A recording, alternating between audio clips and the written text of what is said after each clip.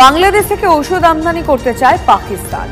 ভারতের সঙ্গে কোথাও যে বাংলাদেশের সম্পর্ক দাঁড়িয়েছে, সেখানে গিয়ে বাংলাদেশ এবং পাকিস্তানের সম্পর্ক আরো যেন দৃঢ়, আরো গভীর হয়ে যাচ্ছে দিনের পর দিন। বন্ধুরা, ভারতকে খেলা দেখাচ্ছে বাংলাদেশ পাকিস্তান। এখন দুশ্চিন্তায় রয়েছে নরেন্দ্র মোদী। বাংলাদেশকে আলু পেঁয়াজ চিনি দিচ্ছে পাকিস্তান। বাংলাদেশ কিন্তু ভারতের কাছ থেকে পেঁয়াজ নিচ্ছে না। বাংলাদেশ এখন পাকিস্তান এবং তুরস্কের কাছ থেকে পেঁয়াজ আলু কিনছে। এমনকি বাংলাদেশে স্লোগান উঠেছে, মোদির চামড়া তুলে ফেলবো আমরা।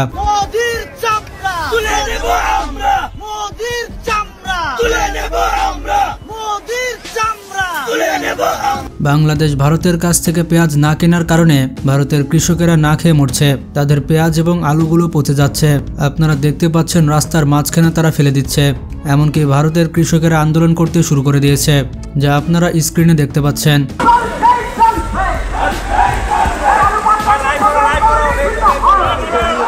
আলুর যে দাম কৃষকরা পাচ্ছে না, 2.5 টাকা 3 টাকা করে তারা ফসলের দাম পাচ্ছে। ফলে কৃষকের আত্মহত্যা ইতিমধ্যেই শুরু হয়ে গেছে সারা বিভিন্ন জেলাগুলোতে। এরই মধ্যে আরেকটি সুখবর হচ্ছে, বাংলাদেশ থেকে ওষুধ আমদানি করতে যাচ্ছে পাকিস্তান। বাংলাদেশের সাথে পাকিস্তানের সম্পর্ক আস্তে আস্তে দৃঢ় হচ্ছে। আর এই অবস্থায় ফাইটা যায়, বুকটা ফাইটা যায়, এমনই বুকে ব্যথা উঠেছে ভারতের।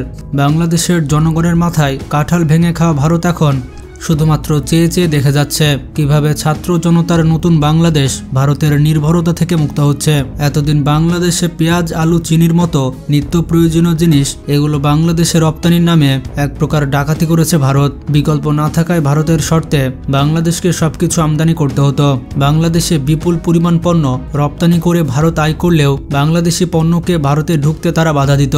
এই কারণে বাংলাদেশ ভারত থেকে $12 বিলিয়ন আমদানি করত। আর ভারত আমাদের কাছ থেকে পণ্য কিনত $2 বিলিয়ন কম। ভারতের এমন দাদাগিরি শেখ হাসিনা মেনে নিলেও ছাত্র জনতার নতুন সরকার মেনে নেয়নি। এবার ভারতের বিকল্প হয়ে সামনে এসেছে পাকিস্তান। বাংলাদেশকে পেঁয়াজ আলু এবং চিনি দিবে পাকিস্তান। এর বদলে তারা বাংলাদেশ থেকে ঔষধ নিবে। বাংলাদেশ এবং পাকিস্তানের মধ্যে এমন আলোচনা দেখে ঘুম হারাম হয়ে গিয়েছে ভারতের। দাদাদের বুকটা যেন ফেটে যাচ্ছে। কিভাবে বাংলাদেশ পাকিস্তানের সাহায্যে ভারত নির্ভরতা কমাচ্ছে এবং পাকিস্তান ও বাংলাদেশের সাহায্য নিয়ে ভারতের ঔষধ নির্ভরতা থেকে মুক্তি লাভ করছে। দেখুন এই বিষয় নিয়ে পশ্চিম বাংলার মিডিয়ারা কি বলছে, আপনারাই শুনে নিন। বাংলাদেশ থেকে ঔষধ আমদানি করতে চায় পাকিস্তান। আরো গভীর পাকিস্তান বাংলাদেশ সম্পর্ক। পাকিস্তানের হাই কমিশনারের সঙ্গে সাক্ষাৎ বাংলাদেশের স্বাস্থ্য উপদেষ্টার। পিছিয়ে পড়া দেশের ওষুধের দরাজ প্রশংসা পাক সরকারের। হাজার হাজার টাকার ওষুধ কেনার প্রতিশ্রুতি। ইউনুস প্রশাসনকে বাগিয়ে আনার রাস্তা আরো চওড়া করল রাওয়ালপিন্ডি। পাকিস্তানের হাই কমিশনারের সাথে বাংলাদেশের স্বাস্থ্য উপদেষ্টার মিটিং হয়েছে এবং এই মিটিংয়ের সিদ্ধান্তগুলো নেওয়া হয়েছে। বাংলাদেশ থেকে পাকিস্তান যে ওষুধ আমদানি করছে এই বিষয়টিকে কটাক্ষ করছে দাদাবাবুরা। পশ্চিম বাংলার দাদারা হয়তো জানে না, বাংলাদেশ পৃথিবীর 50টি দেশে ঔষধ রপ্তানি করে। বাংলাদেশ যদি চিকিৎসার জন্য ভারতের নির্ভর হয়ে থাকে, তাহলে গত 4 মাস যাবৎ ভারতের মেডিকেল ভিসা একরকম বন্ধ, কিন্তু এরপরও তো বাংলাদেশের মানুষ বিনা চিকিৎসায় মারা যায়নি।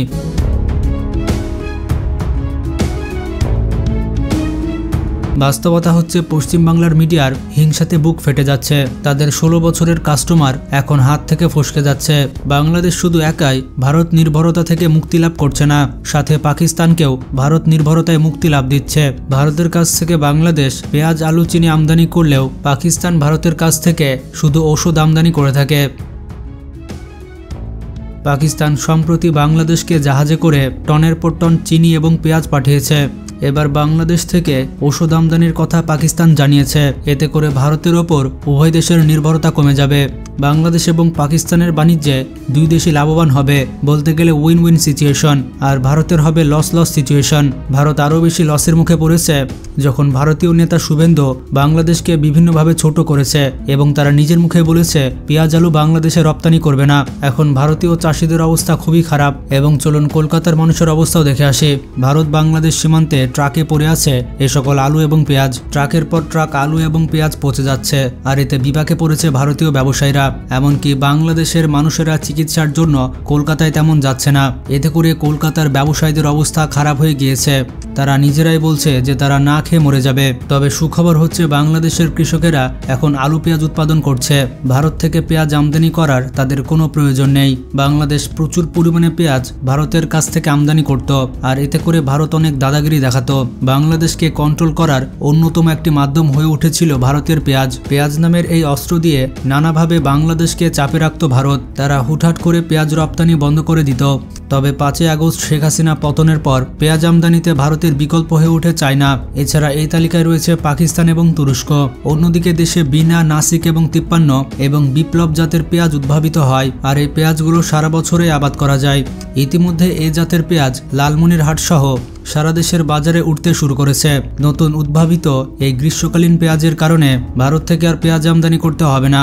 ভারতের কাছ থেকে পেঁয়াজ না কিনলে ভারতের অবস্থা একেবারে খারাপ হয়ে যাবে, কারণ বাংলাদেশের কাছে টাকা রয়েছে। বাংলাদেশ যে কোনো দেশ থেকে পেঁয়াজ কিনতে পারে। বাংলাদেশকে পেঁয়াজের ভয় দেখিয়ে এখন নিজেই বিপাকে পড়েছে ভারত। চীন এবং পাকিস্তানের পর বাংলাদেশ সব থেকে বেশি পেঁয়াজ উৎপাদন করে থাকে। এছাড়া বাংলাদেশ প্রচুর পরিমাণে পেঁয়াজ আমদানিও করে থাকে।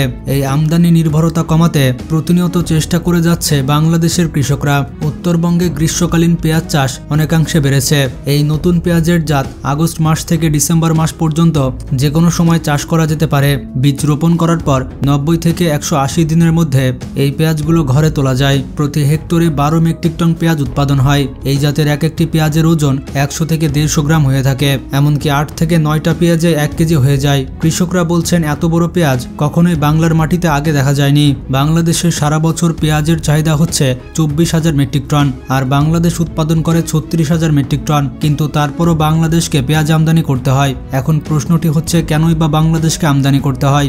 বিশ্লেষকরা বলছেন দেশে যে পরিমাণ পেঁয়াজ উৎপাদিত হয় তার 25 থেকে 30% পেঁয়াজ যত্নের অভাবে এবং সংরক্ষণের অভাবে পচে যায়। এই 25 থেকে 30% পেঁয়াজ যথাযথভাবে সংরক্ষণ করা যায় না, যার কারণে চাহিদার থেকে বাড়তি উৎপাদনের পরও এই পেঁয়াজের ঘাটতি বাংলাদেশে থেকেই যাচ্ছে। আর এই ঘাটতি মেটানোর জন্য ভারত থেকে প্রতি বছর $20 কোটি পেঁয়াজ আমদানি করতে হতো বাংলাদেশকে। তবে বাংলাদেশকে নতুন করে আশা জাগাচ্ছে এই নতুন গ্রীষ্মকালীন পেঁয়াজ, যেটা সারা বছর চাষ করা যাবে, যার কারণে বাংলাদেশকে আলাদা করে পেঁয়াজ আমদানি করতে হবে না। আর ভারতও কথায় কথায় পেঁয়াজ নিয়ে দাদাগিরি দেখাতে পারবে না। বাংলাদেশ ইতিমধ্যে আমদানি না করায় ভারতীয় কৃষকদের কি অবস্থা হয়েছে তা আপনারা দেখতে পাচ্ছেন। তাদের পেঁয়াজগুলো পচে যাচ্ছে, তারা রাস্তায় পেঁয়াজগুলো ফেলে দিচ্ছে। এমনকি 2020 সালে ভারতের 800টি ট্রাকের পেঁয়াজ পুরোপুরি পচে গিয়েছিল। আর ভারত যদি বাংলাদেশের উপরে আগ্রাসন না ছাড়ে তাহলে এভাবেই ভারতীয় আলু পেঁয়াজ সীমান্তে পচে যাবে। তো বন্ধুরা, ভিডিওটি ভালো লাগলে বেশি বেশি শেয়ার করতে পারেন। আজকে পর্যন্তই। ভালো থাকবেন, নিজের খেয়াল রাখবেন। আল্লাহ হাফেজ।